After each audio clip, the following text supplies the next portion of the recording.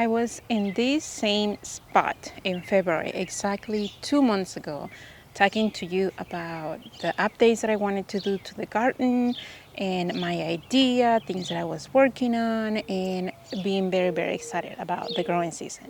And a lot has changed since then. I installed my beautiful curtain steel beds. I installed that gorgeous trellis, which I am going to be showing you here in a minute because I decided what to plant on it already. And I have been working on the vegetable garden. I added a bunch of soil. I planted a few things, and in general, things are looking pretty good. We haven't really had a hard frost right about this time, which is great because that means that my tulips and my lilacs and my bridal wreath spirea are going to bloom. Hopefully, fingers crossed. Hopefully we get some blooms this year. There is a lot of green happening, and as you can hear, there is also a lot of people already outside working in their gardens, doing the things that they need to do, and I am loving this time of year, you guys. This year, this spring, the weather has been abnormally warm. We were reaching the 80s for a couple of days there a few weeks ago, and now we're back into the 50s. But my winter sun is not showing really a lot. So it's okay. Like I mentioned, actually in this video, I talk about it. Like I mentioned, there is nothing that I can do, right? The seeds are supposed to go through that period of really, really cold weather. And I was thinking about this. When I took those winter sowing bins outside, we haven't had any snow for them. So they have just kind of been sitting there. I have been watering a lot. I have been watering those bins a lot because it has been really warm, so they dried out really quickly. But I do not mind because I got my hose reels out already. They have been amazing for what I need them. And it may not be a good year for winter sun. That's totally fine. But because it has been very warm this spring, I have been able to be out here sooner than most years. And I already got a lot of things on. I prune my boxwoods, I clean out all the perennials, I prune a lot. My hydrangeas are pruned. I did show you that my honeysuckles on that wall are gone, so I kind of have been there cleaning all of the dead vines. And pretty soon, actually starting next week, I am going to start taking all of my trays from the second floor all the way back here so they can start hardening off. I don't know if I'm going to be using my little hoop house that I installed on one of my raised beds. It's already there. All I have to do is just put the plastic that I'm going to use for hardening off, helping my plants. I don't know if I'm going to be using those at all because the nights look pretty nice. And as long as I get those guys out there, I think the weather is just going to be really nice for them, and there isn't going to be quite a huge shock for them. A couple of weeks ago, I was at the grocery store, and the lady who was helping me at the checkout register mentioned what a beautiful day it was to be outside. And I say something along the lines of, it was a beautiful day to work in the garden, cleaning up and planting new things. And she kind of looked at me weird.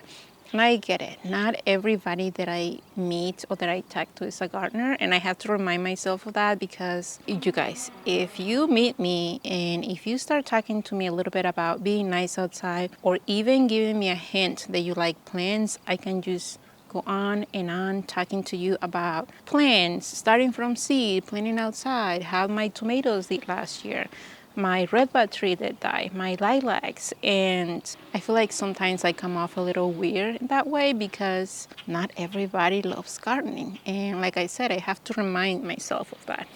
Whether you're in Florida or Wisconsin or Texas, in some form, you are already working outside, prepping your garden beds if you have garden beds, or working with your containers, going to the nurseries, looking at plant sales. And I am right there with you guys. I am enjoying every part of it. This year, I decided that regardless what it happens, this year is just going to be a year for enjoying, truly enjoying, making a point to actually enjoy what I'm doing outside. The birds are going crazy, and I am looking at my water fountain right now because I already have it set up, and they're going bananas over there. They haven't realized that I'm right here. I was with a friend the other day. We were meeting for brunch, and she asked me what I consider myself as far as gardening goes, what type of gardening I like better. And it's funny because I have been asked this question in the past and I never know how to answer it, honestly. I cringe a little bit on the inside because I don't just want to put my garden, in a box. I refuse to do that. I like what I like, and sometimes I won't know it until I see it. And while I love hedges of evergreens, I also like wildflowers, and I also like container gardening, but I also like vertical gardening, and I love square metal arbors, and I love wood raised beds, and I love baskets, and I love square metal containers, but I also like to make my own trellises from sticks that I collect from my garden. So which box do I choose for all of that?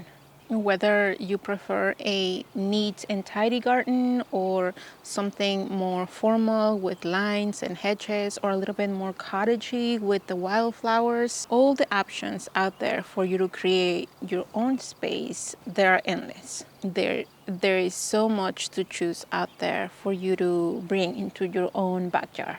Lots of choices for making the space your own. If you guys didn't know, I'm a photographer. I do mainly families and weddings and a bunch of events. And I enjoy that. I really do. But I remember the first year when I picked up my camera and I decided that I wanted to do weddings.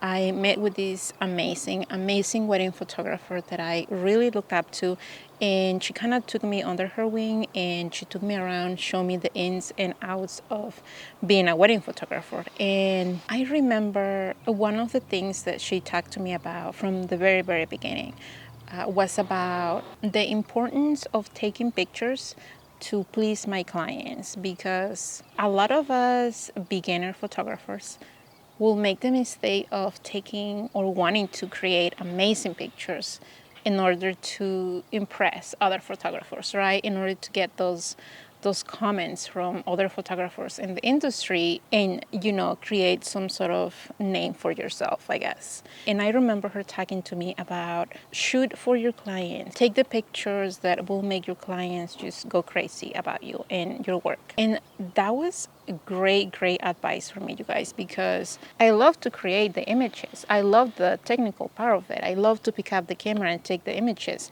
My main goal is to deliver a product, a final image that is going to please the person who's paying me to do it. And I think this is very, very true for gardening as well, because I want to create a garden where I bring the plants, I bring the containers, I make the structures that are going to please me and not other gardeners, not the gardeners next door.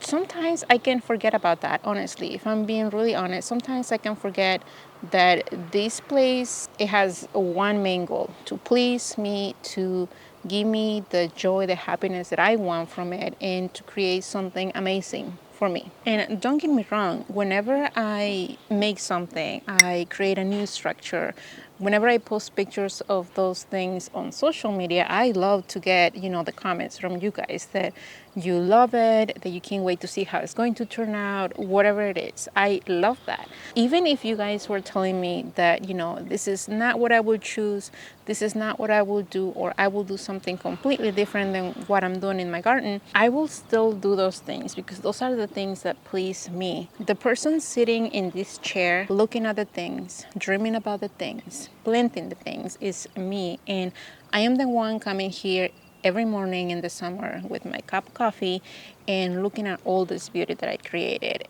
And it doesn't matter what somebody, in another state thinks of it. It doesn't matter what other gardeners think of it. And I say this because I was talking to this girl. I'm not going to say her name, but I did ask her if I could share something along the lines of our conversation that we had. She started talking to me. She sent me some pictures of her new place and wanted to do kind of the things that I was doing. She wanted a kitchen garden, she wanted a fountain, she wanted some trellises, and this is a new property for her, so she had, like I said, she had tons of choices to go to, very new. Nothing was there already as far as gardening goes, so she was just starting on a clean canvas. And she was talking to me about, you know, like, what do you think if I do this here? What do you think if I do this over here? Will this look better over here? And I love that, you guys. I am honored that she will, you know, consider my opinion in helping her creating her garden. But at the end of the day, it doesn't matter. It doesn't matter what I think that she should have in her garden. It doesn't matter if I think that she should paint her, you know, her containers black, or if she should get old terracotta containers. It doesn't matter. What matters is what she likes. And we had a long conversation. We were just talking. Like I said, I can talk to somebody about plants and gardening for a long time. We were talking for at least a couple of hours. And I wanted to share this video with you guys because I feel like maybe at some point during our gardening season or our gardening journeys, I feel like we go through that. You know, if you have, let's say, a kitchen garden where you have your raised beds, maybe you're thinking, I should be adding string lights because that's what everybody else is doing, right? But if you don't enjoy looking at the string lights at night, then what's even the point? I am sharing with you that I got my green stock and I got a second one, and I'm going to put them right there next to the arbor. But if you don't like how those things look like, why would you even purchase one? And I'm hope that I'm not saying this to make anybody, you know, mad at this idea that you should create a space for yourself and not for other people. Listen, you don't have to do the same thing that everybody else is doing, especially if you don't like it. I have gotten a few comments about my planters, my square corten steel planters.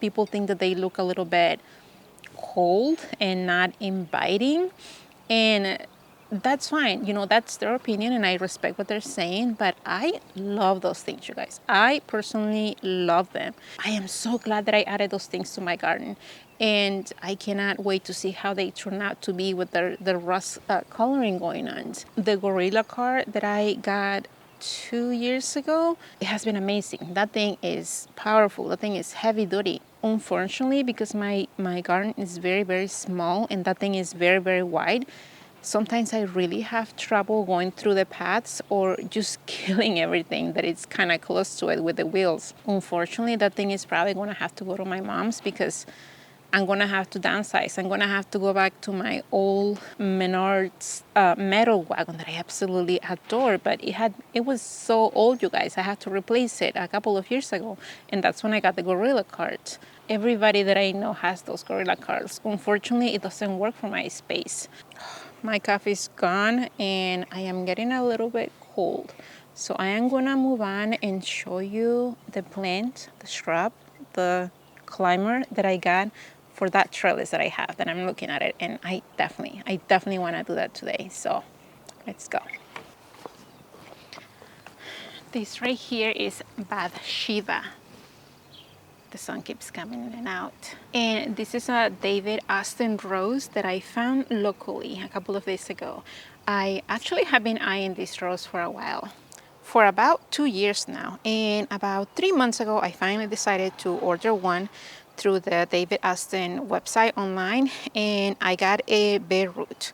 It's coming supposedly next month, I believe. I haven't gotten any notifications that it has shipped, so I think that it's arriving soon. But I got the word a couple of days ago that one of my local nurseries, Allisonville Nursery, was having these guys deliver. And I went and I checked, and they had one, you guys. They had this beautiful Bathsheba, and I cannot be any happier with it. I think there is going to be a little bit of a challenge putting it here in this box, but I am hoping that it can grow on this trellis that I have right here next to me, and I cannot wait. I mean, this thing is loaded. Look at this. This thing is loaded with buds, and my goodness, I hope that it gives me some blooms this year.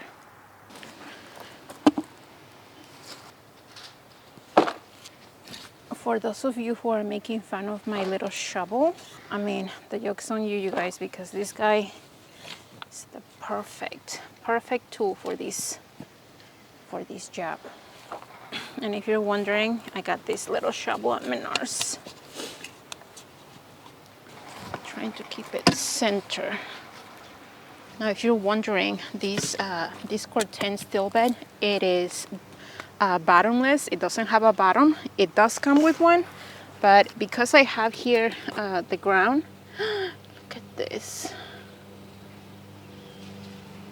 These guys, oh, I was looking for that. But because I have the ground here, I decided not to put the bottom. That way, whatever I plant here can just be freely in there. I haven't decided if I'm going to put something in this bed, maybe on the sides. Maybe I will do something for the sides as far as other plants with this rose. But this bed is pretty big, so, and I'm also not adding any fertilizer whatsoever to this planting right here right now, because this is all fresh soil. This is a great mix and it already has plenty of nutrients. Maybe here in about a month, maybe I'll be adding some type of rose food. Right now, this works perfectly. The biggest worry right now that I have is that I don't scratch half of my face with this rose. Okay, so this right now, as you're looking at it, that's the front. So that's what it's going to be facing here. And oh goodness, I should dabble on the gloves. Just need to get this out of here in one piece. There we go, there we go. Whew. All right, look at that root system. Isn't that beautiful? That is gorgeous. Okay, okay.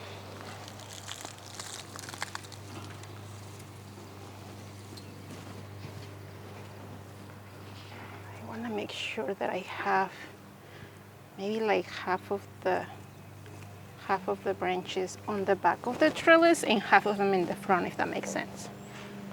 So before I stand this straight, there we go. There you go. Okay. Good. All right, you guys are gonna be on the back. You're gonna be on the back too. Actually, you're all gonna be on the back. Okay, I'm gonna back out, make sure that it looks kind of straight-ish and in the center. Gosh, the soil is beautiful. All right, I think that looks good there. I'm gonna make sure that behind the rose I got plenty of soil, that there are no air pockets before I add all of the extra. And this soil is very wet because it has been raining here. And I think, pretty sure that we have a storm coming. So I'm not even going to water this guy.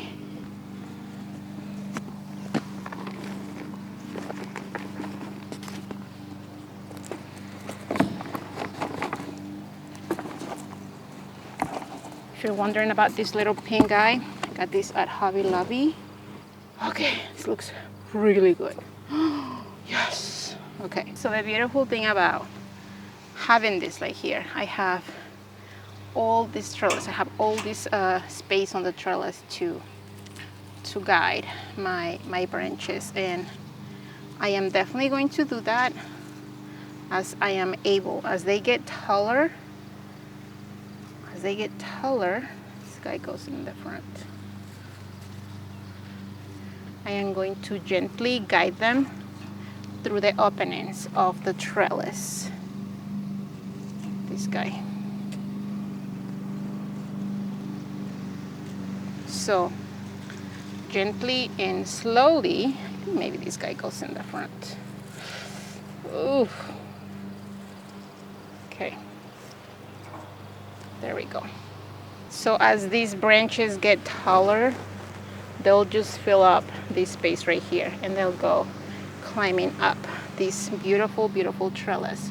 But like I said, this guy I purchased locally, Bathsheba. I have been eyeing it for a while, and I really hope that it does well in this trellis that I got from Gardeners. Very, very excited, you guys. If I start getting a bunch of blooms soon, you'll be the first to know, because these guys are just freaking amazing. Thank you for being here, you guys, and until the next time.